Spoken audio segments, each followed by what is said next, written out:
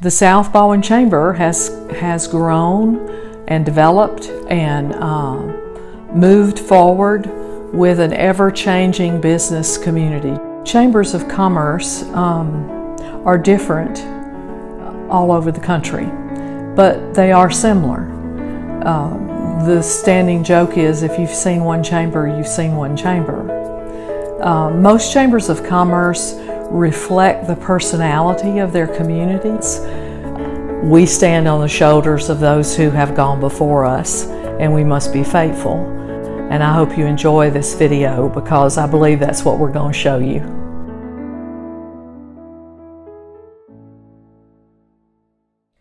Good afternoon. I'm Tim Russell, past president of the Chamber in 1982 and chairman in 1992. I always loved the Chamber of Commerce because when I was student government president at Foley High School in 1966, the Chamber was very supportive of all of our student efforts. So my dream was, if I ever returned to Foley and South Baldwin County and became involved in the community, I could maybe get involved in the Chamber. I had the distinct honor of serving approximately 25 years on the board of directors of the South Baldwin Chamber. And over that period of 25 years, we had some really exciting things happen. Some of the most significant things that I remember were the fact, first of all, that when I first started in the Chamber, there was only one chamber south of I-10, and that was South Baldwin Chamber. So consequently, major happenings in Gulf Shores, Orange Beach was not a city then, but Orange Beach existed as a residential area. All of those things that occurred back then of major significance, usually the South Baldwin Chamber was affiliated. One of the most significant things I remember is when we dedicated the final, and hopefully the final, bridge over the pass. In my lifetime, this is the third pass that we've had between the Gulf and the Intercoastal.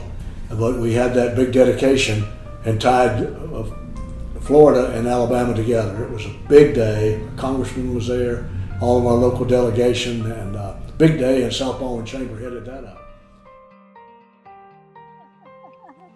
Good evening. I know you're having a wonderful time tonight at our annual gala, 75th annual. When the ladies called from the Chamber to talk about this wonderful 75th anniversary, it was really a nice walk through memory lane, being born and raised here in Foley, and the Chamber always being a part of my life, a part of my heritage. My dad was involved on the city council for 20 years and then for mayor for 20 years. So things that were happening at the Chamber were just all part of what was discussed at the kitchen table. So as I was thinking back on the history and all the wonderful things, Hattie Little Smith, you can't forget about Hattie, because she was always calling on the phone with great things that were going on, and my dad talking about when the council left Las Vegas to go to California to recruit some industry to come to Foley. I told the councilman, while we're this close, we really need to go to see Roar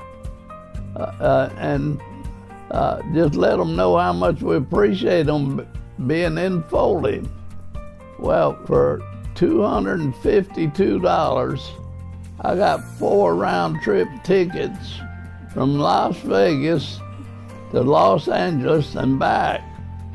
And I called Art Brummett, which was their publicity man for Roar, and he set up the appointment for us to meet with their directors. And so the next day we did. We flew to Roar in California. I was told, tell them to withdraw their application and let us resubmit it through the state of Alabama. And they did. And exactly 2 months to the day, those men that said they weren't doing nothing were in Foley digging dirt to double the size of Roar. And then, of course, since that time, it's been enlarged and enlarged, and today there's 1,000 employees that weren't going to do anything else in Foley, Alabama. And it's been big business.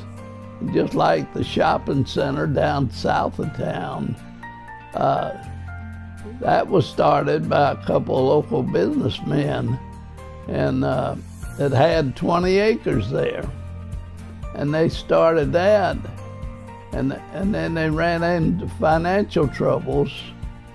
And this company out of Pennsylvania wanted to get involved in it, which they did. They took it over and got a loan approved, and look what the mall has done. It was later sold to Tanger Outlets. Mr. Tanger bought the mall, and you can see what it has grown into today. But I don't know what we'd do without our Chamber of Commerce, because they are really a very important feature to our community, or to any community as far as that goes. My year as chairman was a lot of fun. Back then they called us president. We weren't chairman. They hadn't changed all the bylaws yet. What I remember very strongly was we had a membership drive. And I challenged the board. The membership drive was actually a little bit of a stretch. They would have had to work real hard to get all the new memberships that we wanted. So I challenged the board. I said, I'll tell you what, if y'all do this, I'll dress up in a tuxedo and serve y'all at the party afterwards. Is that okay? And they said, yeah. Now remember, I said tuxedo. Now as we got closer, they actually broke the record several days in advance of the party. And they said, okay, now you got to get on your white tie and tails. And I said, wait a minute, I said tuxedo. And they said, you said white tie and tails. So I had to scramble around. I'll never forget Jo Solorzano, bless her heart. I had some of my tuxedo on, which I had planned to wear. And she was kind enough to get me the tails and the white bib and the white tie and all that. And when I went in to pick it up and get it from Jo, she said, Bubba, that's no charge. I just want to see you in white tie and tails. Bless her heart, she didn't even charge me to do it. So we had a lot of fun at that. I think one of the neatest things I've been able to experience here in Foley has been the generational volunteerism, the generational leadership that we've seen. It's a really, I think, pretty unique thing for a community to have a dad and sons-in-law follow in his footsteps. It shows you what a patriarch of a family, how much they can impress upon a family, of how important it is to give back to a community. I know that the Lee family has had a very close relationship with South Baldwin Chamber, with both Hattie and Donna over the years. In fact, when we first came to South Baldwin, when Dad first moved the first part of the company down here, he met with Admiral Mike May and some other folks at the Chamber. Hattie was not even here yet. But over the years, the four male members of the Lee and extended Cater Lee family have really enjoyed working with the Chamber and working for the Chamber. Cater was first, of course, my dad. The second chairman from the family was John Conyer, and John did a wonderful job. That was before he was mayor. I think he was a councilman at that time, but it was before he was mayor. And he did just as good a job as chairman as he is doing as mayor today. I was third in 1995 or 6, and we had a great time. It was a lot of fun. And then, of course, a few years later, Tommy came along. And Tommy is still heavily involved in the Chamber and doing great work for it. The Lee family has just enjoyed this Chamber and felt that it was our duty as businessmen and entrepreneurs in the area to make this Chamber as good as it possibly can be. And I hope we have helped fulfill that.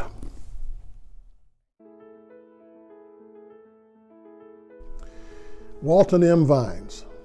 Mr. Vines was quite an interesting individual. He was a very, very principled man. He was very deeply religious, one of the best Christians I've ever seen in my life. He was a very smart, intuitive individual, also extremely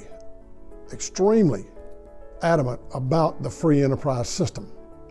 He was a big supporter, and that's when I think Hattie came to know him very well. When he was chairman of the chamber. I left him out in the lineage a few minutes ago, but he was another Vulcan employee who was chairman of the chamber. When he was chairman, I think Hattie became very much aware of his free enterprise principles and how he supported them and defended them. For instance, the company bought some 16mm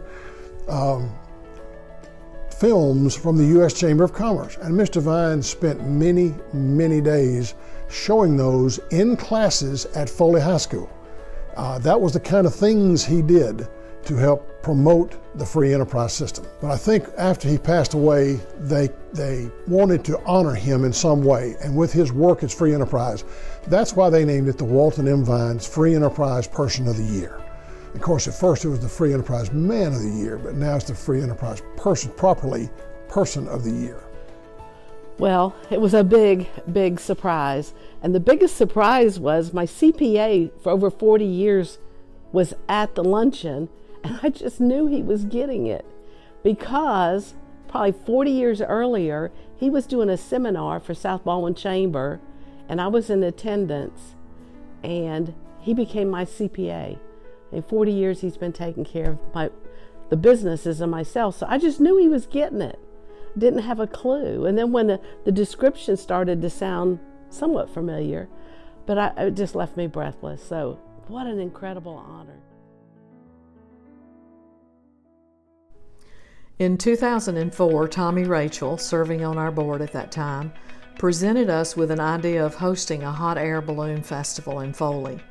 And here we are 15 years later, still creating lifelong memories for our community with our signature event, the Gulf Coast Hot Air Balloon Festival. I'm Tommy Rachel, and I was on the board of directors with the Chamber of Commerce. We were having a board meeting in the Colonial Bank building. I brought up the idea of a balloon festival. I've been going to balloon festivals across the Southeast for years and thought it might be something unique for our area. Donna and I believe Mike Duggar and some other board members joined me in going to the festival in Natchez, Mississippi, which is held every year in October, and to get some insight on how balloon festivals worked and kind of get an idea of what to expect.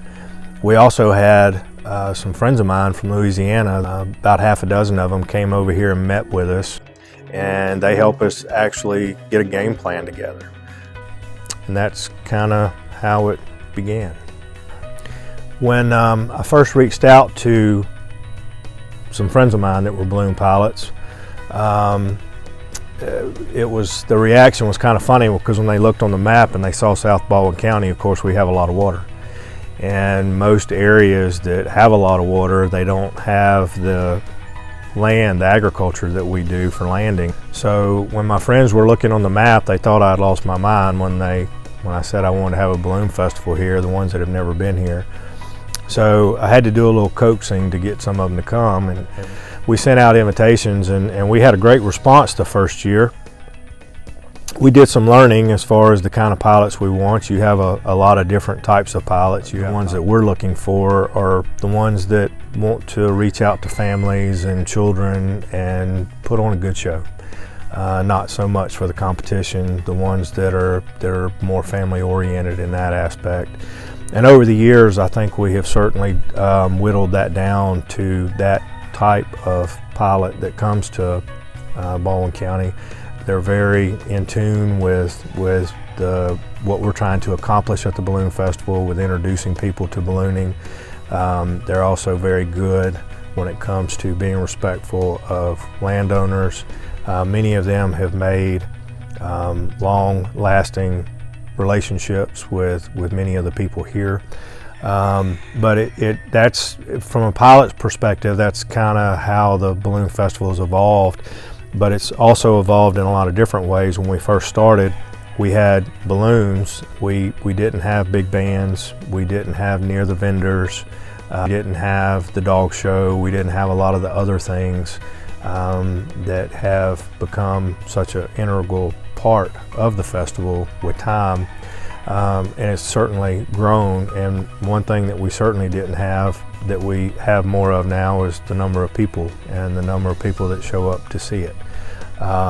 It's grown every year. It's certainly been a process over all these years to get it to where it is today, but I'm very, very, very proud of it, and I think it's certainly something that has brought a lot of attention to South Baldwin County as well as the Chamber of Commerce. In 2004, we had a tropical occurrence, and it did a lot of damage, It really changed our world for a while. I have said it brought us to our knees, and that really put us to a test. And I thought that was probably one of the worst things I would go through as a chamber director. And that was true until the oil spill in 2010. That's the worst thing I've ever faced, and I pray that I don't have to live through another one of those.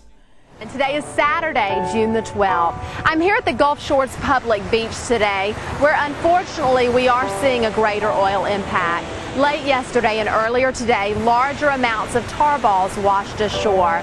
Crews are working so quickly to clean up these effects. I'm Herb Malone, President and CEO of Gulf Shores Orange Beach Tourism. It's been my pleasure through the 30 years of my service here to work hand in hand along with both our chambers, all three of our cities, everybody working together. One of the most dramatic times we had of that we really succeeded in was the time of the 2010 Deepwater Horizon oil spill. After the spill happened and all the alerts and all the news media started flooding the area, we were really in a quandary of what our future held. We know kind of from a hurricane, we know about how long it's going to take to repair. We know we're going to come out bigger, better, and stronger than ever before. But this oil spill was something brand new to us. It had an opportunity or a threat to actually change our way of life. Bringing leadership together, we created a Coastal Resiliency Coalition. What is that? The CRC. That was people coming together from Mayor Foley, Donna Watts from the Chamber, Linda from the Gulf Coast Chamber, mayors of Orange Beach and Gulf Shores, myself from the CVB, Bob Higgins from Baldwin EDA, a number of other organizations, the Faulkner State Community College with Ed Douglas and Ed Bashaw at the time, both. Everybody came to the room together and said, look, how are we going to get through this? How are we going to survive? How are we going to help our people survive? How are we going to help our businesses survive as much as anything so that people still had jobs? And by coming together and had some great guidance from people from outside the area that helped us establish a war room. We met weekly, sometimes 2 or 3 times in a week, trying to deal with all the various issues that went on with it. And it was an amazing thing to see in progress. At times, some days, we cried because like I said, we didn't know the emotions of what was going to come forward to us the following week or the following year. But as it turned out, things came out well. And my hat's off to everybody at that table. There was nobody more engaged and dedicated to this effort than Donna Watts. Mayor Conyer was there almost every meeting, always there, even though the beach is not in his town, but he knew that this area needed to all pull together to make it work. But it's been my privilege to serve on the board of directors of the South Baldwin Chamber for the last several years. I see great leadership at the table each and every time we come to a meeting and the things that go on between the meetings. I especially see great leadership within the staff of the South Baldwin Chamber.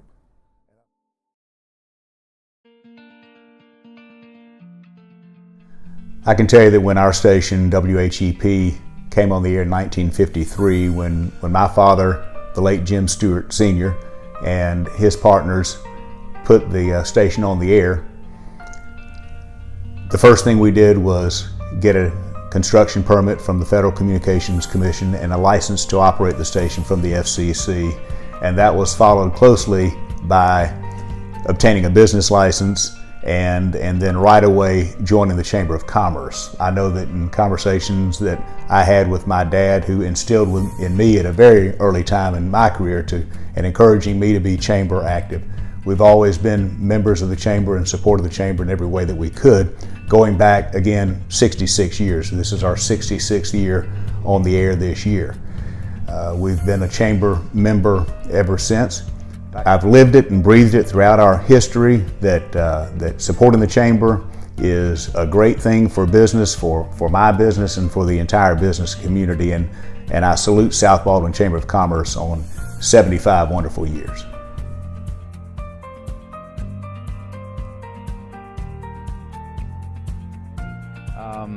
We didn't open until March of 1997, but in December of 1996, one of my first expenses was to come sign that check to join the chamber. I mean, I knew automatically that it was going to be important to me. I never knew what it was going to do for me. You know, just like with most things, the more you put into something, the more you get out of it. So, you know, when I was asked to be on the board and be on committees, I never said no. I always said yes, did it because I wanted to do it. I knew it would give me an ability to shake hands with people I otherwise would never be able to shake hands with. I was one of Hattie Little Smith's last ribbon cuttings that was done, and unknown to me, the speaker for that was Frances Hope Moore Jones. And so to have Frances here and give her speech, that immediately started a relationship with her. So over 20 years now, I just can't tell you how important and vital the chamber is to me, and I wouldn't be here without you. I love you guys, and happy 75th anniversary. The Gateway Initiative, again, was born out of a need. Of course, just like most things that we do it came from a really critical need. We had to respond to that. When you have business people stop you in their business and say, what is the chamber going to do about our workforce issues? Then you know they are looking to this organization for an answer. And we created the Gateway Initiative through a lot of hard work, a lot of help of a lot of people. I spoke of generational leadership earlier, and Tommy Lee is one. I mean, she decided to do something else very bold, and that was to bring to the chamber and to the area a capital campaign. This was a 5-year program that took more than 2 years to put together and to put into place. And I was honored that she asked me to chair that capital campaign when we got it started. We have just completed year 1 of that campaign. And along with a lot of members that have stepped up to the plate, we have been able to raise a lot of money that will move this chamber forward in 3 major areas as we go through the next 4 years. The first is talent development. All of us know how difficult it is to find quality employees that will stay with you for a long time. Very, very important, and that is the #1 initiative of this 5-year campaign. Advocacy and community involvement is a second initiative. Very important that we speak with one voice to let both Bay Minette, both Montgomery and Washington, if need be, know exactly what we need, and we're speaking with one voice. And finally, our existing businesses, growing our existing businesses. They are the heartbeat of this area. They employ more people and will continue to employ more people than any other new business that comes into town. We need to take care of our new businesses as they do come, but more importantly, make sure that our existing businesses are being taken care of. And now it is a reality, and we are moving the needle, and we're going to continue to move the needle. We're working hard to bring solutions to the table.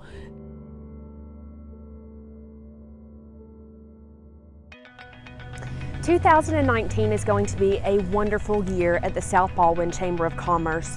So much work has come into making this quite possibly one of the best years we have ever had, and I'm so grateful for Donna as a leader of the chamber, the amazing staff that she has, and all of the board of directors that have come before me that have really paved the way for what is our 2nd year of the Gateway Initiative. The 3 committees that have formed underneath that initiative are now fully staffed and have amazing, passionate volunteers that are committed to make this an impactful year for our community. I want to encourage you to get involved, to be an active participant in the second year of the Gateway Initiative and beyond, and wherever your passion may lie. Help us be a part of some incredible changes that are going to make a meaningful impact on our community.